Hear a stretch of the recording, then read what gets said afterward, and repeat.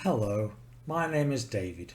I'm a retired IT security consultant who now volunteers as an IT buddy, where I help out the elderly and the bewildered.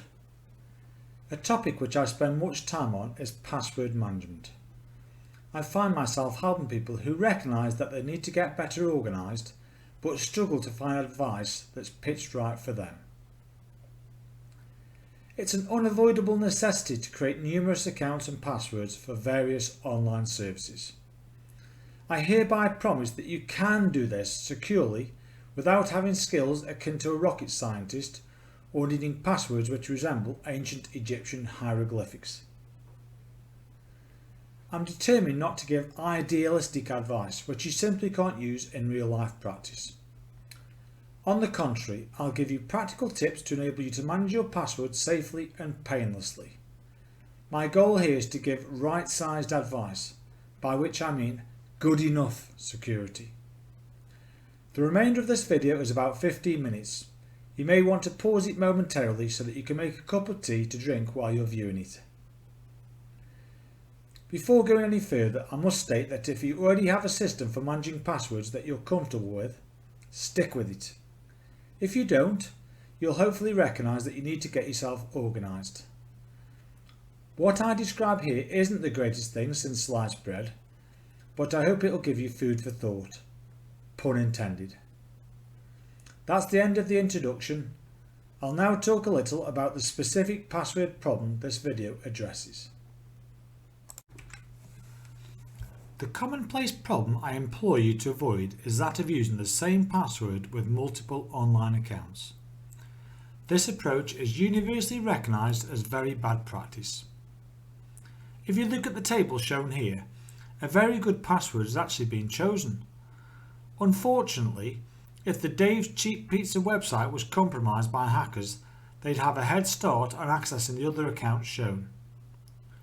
When using identical passwords, your online security is only as strong as the weakest link.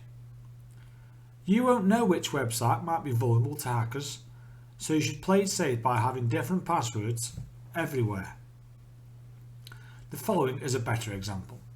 In 2016, it was reported that up to 500 million Yahoo email password records had been hacked.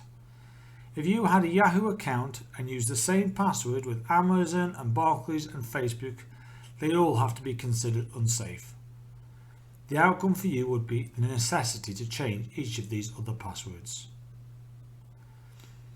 Despite accepting the importance of having different passwords for each of your online accounts, you may imagine that taking such an approach is difficult for you to put into practice. This doesn't have to be true. I'm going to explain a no-nonsense, straightforward system for managing passwords which doesn't rely upon your memory. My aim here is to provide practical advice such that you can achieve the goal of using different passwords everywhere. The solution I'm going to describe is one which I call the magic number. With this approach, you record passwords on paper or typed into a document which are obscured slightly. By this, I mean that your recorded passwords contain an extra character which is deliberately inserted into your written or saved record, but isn't present in your online password. The extra character means that if anyone had access to what you've recorded, they wouldn't be gaining knowledge of your actual online passwords. After explaining the magic number concept, I'm going to describe a practical and secure method you can use for recording passwords when writing them down or typing them into a document to save. The beauty of the magic number approach is that you don't need to remember anything. I'd suggest that you occasionally pause the video as further screenshots are presented. This will give you a chance to absorb what's on your screen. To help in explaining the magic number approach, I'm using the word London as a password. Hopefully you'll recognise that London is a dreadful password. I've chosen it solely because its familiarity is suited to helping me explain matters. In my example, I'm using a magic number of 7. When incorporating this character into my obscured password, I could typically record LON7DON or LONDO7N. The magic number can be written anywhere within my password. You'll use the exact same magic number in all of the different passwords for your various online accounts. In this example, I'm using the word Glasgow as my password. I could write down the obscured password record as G7LASGOW or GLASGO7W. I want to stress that you don't need to remember the obscured password itself. You only need to remember the magic number value you've chosen. The magic number I've used in these two examples appears extremely obvious. That's deliberate. When I demonstrate the magic number with proper passwords, you'll see how it works in real life scenarios.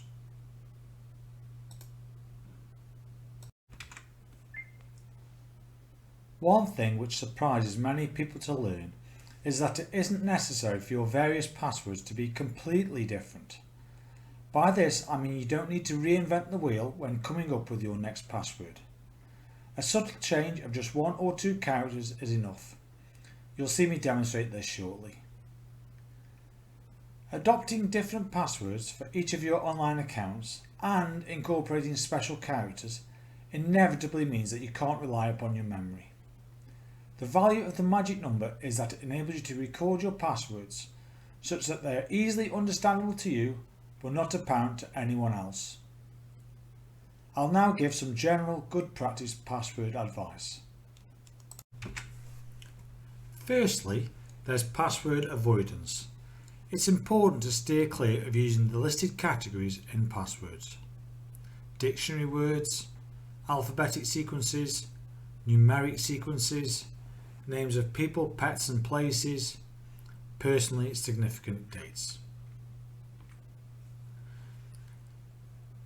Each website for which you create accounts may have different rules regarding the type of characters required in a password. To make it likely that your chosen password will be universally accepted, it's good practice to incorporate these character types. Numbers, special characters, for example star or dollar or percentage or question mark, lowercase letters, for example small c or small f, uppercase letters, for example capital T or capital A. It's generally convenient to cluster, by that I mean group, each type of character together to make password entry easier when you're using mobile devices where switching between character types can be laborious.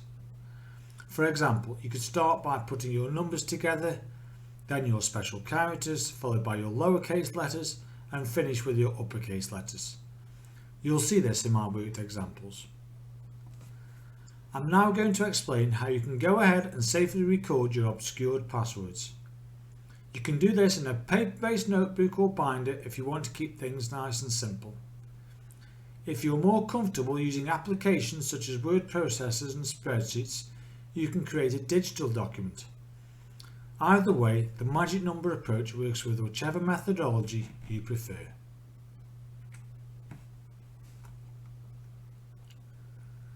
So firstly, create a password table in your notebook or document. I recommend using the column names you can see here: organisation, website, account name, password, notes.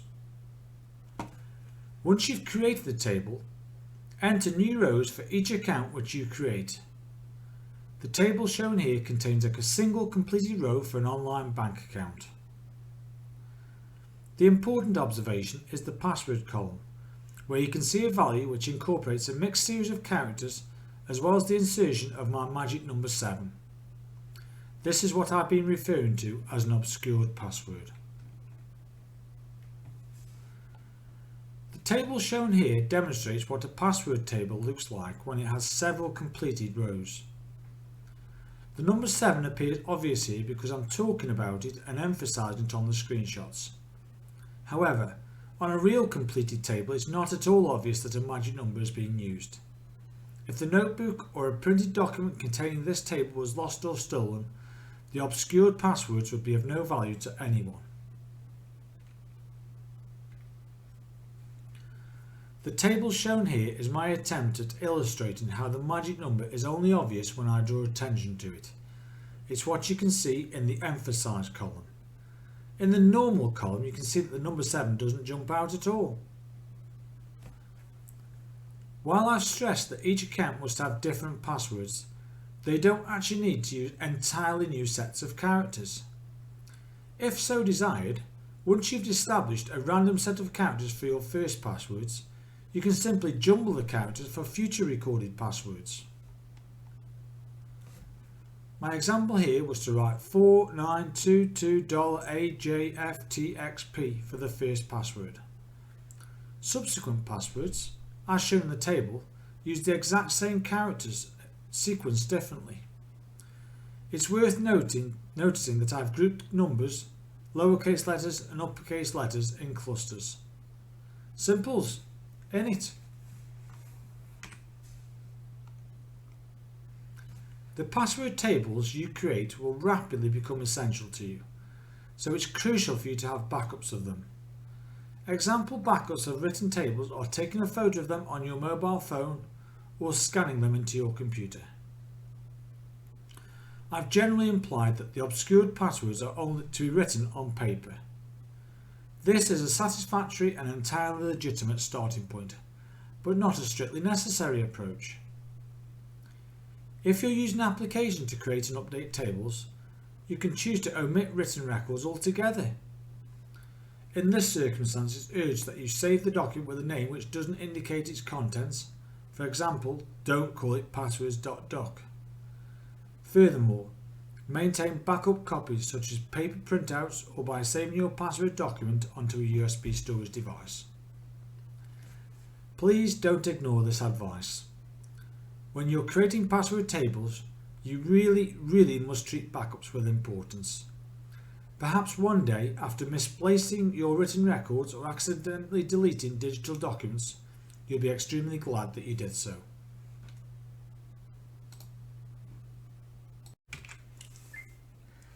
I hope you've captured the essence of magic numbers. If so, you could now be within touching distance of password nirvana.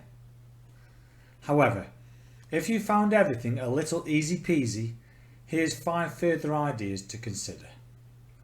1. Use 2 or more magic numbers, for example 365. In this instance, your recorded password might contain a sprinkling of 3s and or 6s and or 5s in any order. Furthermore, if you really wanted to show off to yourself, you could use a mix of numbers and letters. So, if you're a dog lover, you could choose K9 as your magic number. That's the letter K and the number 9. It's of utmost importance to find a balance between complexity and usability which works for you. 2. I'd suggest that you should plan to use a password length of somewhere between 12 and 15 characters for every account you create. However, it's good practice to make a single exception for your email account by making it, say, 3 characters longer. The stronger security for your email account isn't due to you having a wealth of controversial messages to protect. It's actually because your email account is typically used as a mechanism for enabling password resets of your other accounts. 3.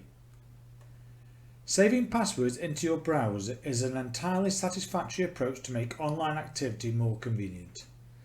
Just be absolutely sure you have a written or typed record of any account names and passwords which you save. 4. You may have heard about protecting accounts with two-factor authentication. This approach relies upon something in addition to your password, such as receiving a code on your mobile phone. If you feel capable of utilising this approach, it's certainly to be encouraged. 5. There are applications called password managers and websites which provide the same functionality. Password managers enable you to store passwords for your various accounts in a specially protected file on your computer or in an online database. Password management in this way is recognised as a very good practice and their use is strongly recommended. If you commit to taking on this last advice, I'm sure you'd find it worth the effort. I like to think of the magic number approach of using obscured password records as a stepping stone towards the undoubtedly better solution of using password managers. I've written a document containing everything I've explained here. The link for downloading it is listed on YouTube in the description alongside this video. Please watch this video through again from start to finish. You'll almost certainly need a second viewing for the content to properly sink in. And that's it. I'm finished. Simples, in it.